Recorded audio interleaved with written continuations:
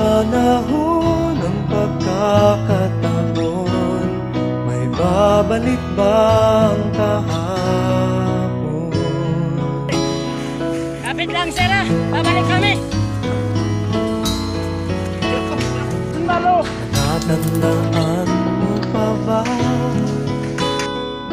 nang tayong dalawa